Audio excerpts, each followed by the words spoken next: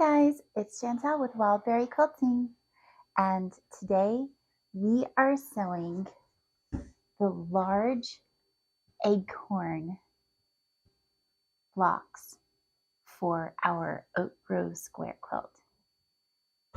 So let's get started.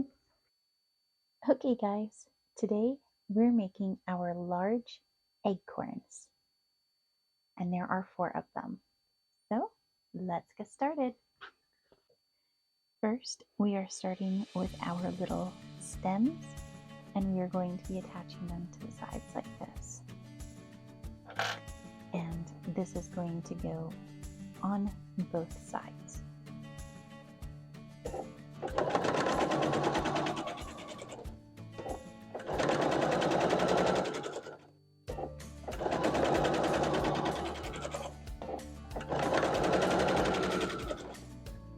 Now we're going to be doing our acorn caps, and remember I have this as my background fabric because I'm doing the darker version, and we are going to be snowballing the top 2 corners.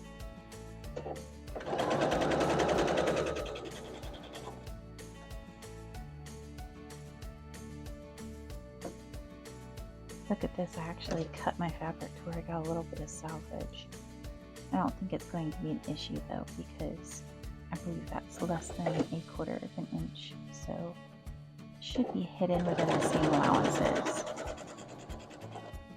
It's not something I usually like to do because a lot of times the salvage does have a different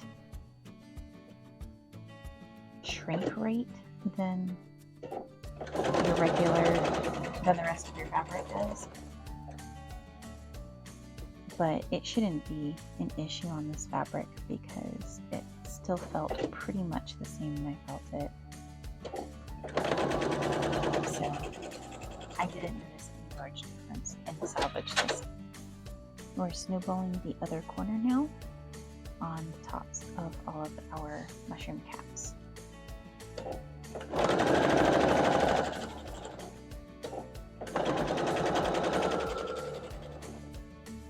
Now we are doing the bodies of our acorns, and we're just going to snowball the bottom 2 corners.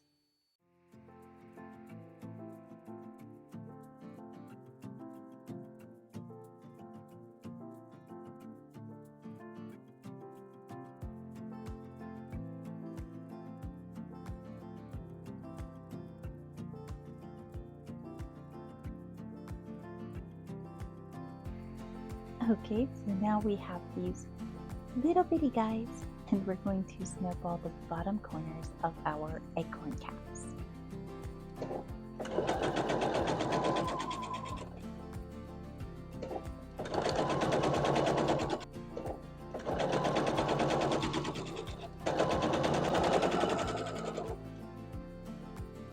Now we have our little acorn bodies, and we're going to attach these strips to both sides.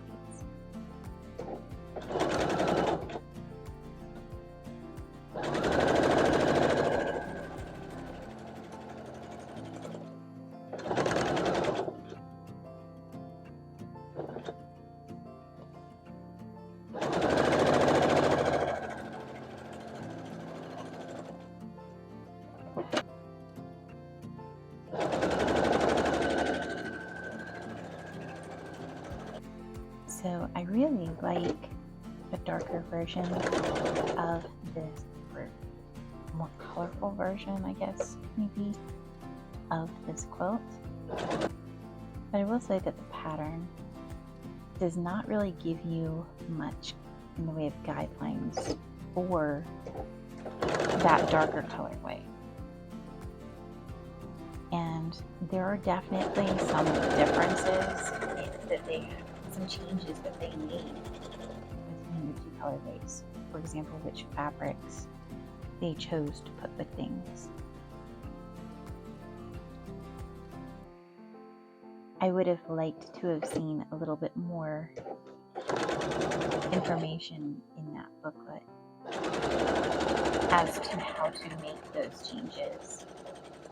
rather than having to just reference pictures for everything. Because in some of those cases, if you're not paying that close of attention, you could do like I did and end up cutting something to where it's correct for the white version, but incorrect for the darker version. For example, my acorns, I ended up having to go back and recut some of the fabrics because the colorways that they chose would not have shown up against this fabric. Alright, so now we have our acorn caps and our acorn bodies, and we just need to attach them. Before you do this step, make sure that you go through and you put into order how you want, which caps you would like to go with which acorn bodies. Otherwise, you might end up with ones that match and are the same, and you don't really want that.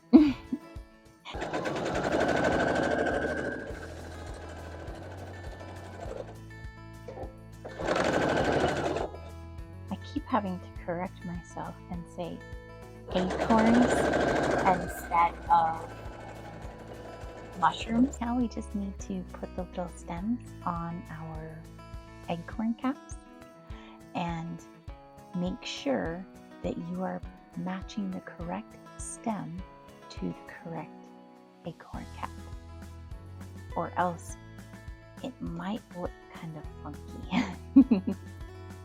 Unless that's the look you're going for, in which case, have at it.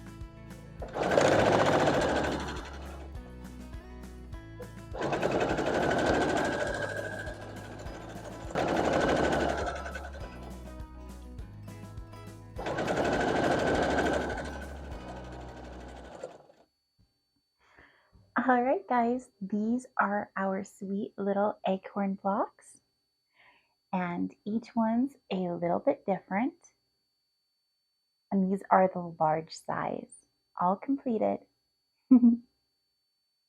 Don't forget to hit like and subscribe, and come back again next time for the next part of this sew along. And I'll see you again next time. Bye!